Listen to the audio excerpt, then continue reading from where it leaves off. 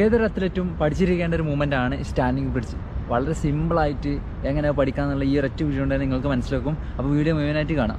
ഈ മൂവ്മെൻറ്റിന് വേണ്ടിയിട്ടുള്ള വാമപ്പും അതേപോലെ തന്നെ സ്ട്രെച്ചിങ്ങും നിങ്ങൾ എന്തായാലും എടുക്കണം. ആദ്യം തന്നെ കുറച്ച് വാമപ്പ് ചെയ്തിട്ട് നിങ്ങൾക്ക് ബോഡി അതുപോലെ ഇതിന് വേണ്ടിയിട്ടുള്ള സ്ട്രെച്ചിങ്ങുകളും ചെയ്ത് ബോഡിയെ തയ്യാറാക്കി മാറ്റുക. ഈ വീഡിയോയിൽ കാണുന്ന പോലുള്ള സ്ട്രെച്ചിങ് മൂവ്മെൻറ്റുകളെല്ലാം ആദ്യം ചെയ്യുക. അതിനുശേഷം ഈ ഡ്രിൽസിന് വേണ്ടിയിട്ട് ഒന്ന് തയ്യാറാവുക. സോ ഈ ഫസ്റ്റ് മൂവ്മെൻറ്റിലെ ഫസ്റ്റ് ഡ്രിൽ തന്നെയാണ് നിങ്ങൾ ആദ്യം നിലത്ത് നിന്നും ബ്രിഡ്ജിലെ പോസ്റ്റിലേക്ക് പോവുക എന്നുള്ളതാണ്. അപ്പോൾ ഫസ്റ്റ് നിലത്ത് നിന്ന് ഇതേപോലെ കിടന്ന ശേഷം ഇതേപോലെ ബ്രിഡ്ജ് പൊസിഷനിലേക്ക് ഇതേപോലെ ഉയർന്നു നോക്കുക.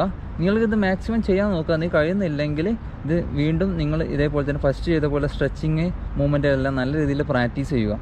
അതിനുശേഷം ഈ മൂവ്മെൻറ്റ് വീണ്ടും ഒരുപാട് തവണ ട്രൈ ചെയ്യുക. ഈ ഒരു ഡ്രില്ല് പഠിച്ചു കഴിഞ്ഞാൽ മാത്രമേ നിങ്ങൾക്ക് സ്റ്റാൻഡിങ് ബ്രിഡ്ജ് കിട്ടുകയുള്ളൂ. സെക്കൻഡ് വളരെ എളുപ്പമാണ്. നിങ്ങൾ വാളിൽ അസിസ്റ്റ് ചെയ്താണ് ചെയ്യേണ്ടത്.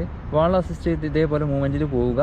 ദെൻ അത് ഓക്കെ ആയ ശേഷം മൂന്നാമത്തെ ഡ്രില്ലാണ് നിങ്ങൾ വാളിൽ അസിസ്റ്റ് ചെയ്തുകൊണ്ട് തന്നെ നിങ്ങൾ ഇതേപോലെ ബ്രിഡ്ജിൻ്റെ പൊസിഷനിലേക്ക് പോവുക സ്റ്റാൻഡിങ്ങിൽ ചെയ്തിട്ട്. എൻ്റെ ലാസ്റ്റ് ചെയ്യാനുള്ളത് ഇത് ചെറിയ ടിപ്സും പറഞ്ഞുതരാം. നിങ്ങൾ ആദ്യം പൊസിഷനിലേക്ക് ബ്രിഡ്ജിൻ്റെ പൊസിഷനിലേക്ക് നിന്ന ശേഷം ജസ്റ്റ് ഒന്ന് മുന്നിലേക്കൊന്ന് ജസ്റ്റ് ഒന്ന് ലീൻ ചെയ്യുക. ദെൻ നിങ്ങളുടെ കൈയും ഇയറിൻ്റെ അവിടെ കറക്റ്റ് ഷോൾഡർ ലെവലിൽ തന്നെ വെച്ച ശേഷം ഇതേപോലെ തന്നെ ഈ ഒരു രീതിയിലേക്ക് ഇങ്ങനെ മുന്നോട്ട് പോയിക്കൊണ്ടേയിരിക്കുക. Then ready. ഓക്കെ, ഇത്രയേ ഉള്ളൂ. വളരെ സിമ്പിളായി തന്നെ നിങ്ങൾ പഠിക്കാവുന്നതേ ഉള്ളൂ. പക്ഷേ ഫസ്റ്റത്തെ ആദ്യത്തെ 2 ഡ്രില്ല് നിങ്ങൾക്ക് നന്നായി പഠിഞ്ഞാൽ മാത്രമേ ഈ ലാസ്റ്റ് ഡ്രില്ല് നിങ്ങൾ ട്രൈ ചെയ്യാൻ പാടുള്ളൂ.